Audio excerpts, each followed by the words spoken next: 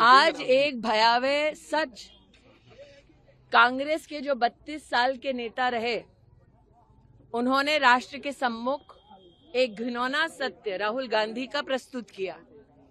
Congress party के ही नेता का यह आरोप है कि राहुल गांधी की यह मंशा है और गांधी परिवार की यह मंशा है कि राम मंदिर के निर्णय को अगर उनको थोड़ी सी भी सत्ता मिली तो उस निर्णय को वो पलट देंगे। सुबह से लेकर अब तक ये विषय चल रहा है, लेकिन एक भी स्पष्टीकरण गांधी परिवार से नहीं आया। ये सत्य है और जग जाहिर है कि गांधी परिवार रामलला के भव्य मंदिर और विशेषता मंदिर में प्राण प्रतिष्ठा के विरोध में है। ये सब जानते हैं कि विशेषता रामलला के अस्तित्व पर प्रश्न चिन्ह कराते हुए गांधी परिवार ने अदालत में भी दस्तावेज प्रस्तुत किए। सुबह से लेकर अब तक ये विषय चल रहा है। क्यों गांधी परिवार ने इसका खंडन नहीं किया? नरेंद्र मोदी जी ने बार बार कहा कि संविधान के विरुद्ध जाकर गांधी परिवार विशेष ओबीसी के आरक्षण में भी सेंध लगाना चाहता है।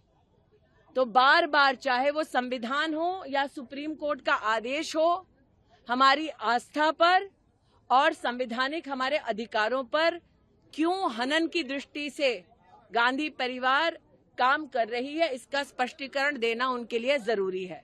आज एक भयावह सच कांग्रेस के जो 32 साल के नेता रहे, उन्होंने राष्ट्र के सम्मुख एक घिनौना सत्य राहुल गांधी का प्रस्तुत किया।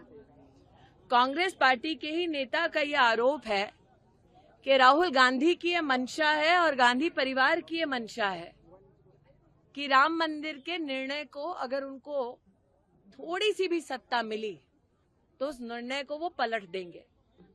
सुबह से लेकर अब तक ये विषय चल रहा है, लेकिन एक भी स्पष्टीकरण गांधी परिवार से नहीं आया।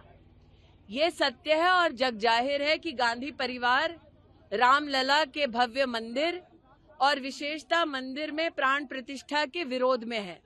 ये सब जानते हैं कि विशेषता रामलला के अस्तित्व पर प्रश्न चिन्ह कराते हुए गांधी परिवार ने अदालत में भी दस्तावेज प्रस्तुत किए।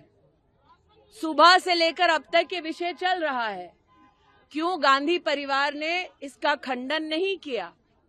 नरेंद्र मोदी जी ने बार बार कहा कि संविधान के विरुद्ध जाकर गांधी परिवार विशेष ओबीसी के आरक्षण में भी सेंध लगाना चाहता है।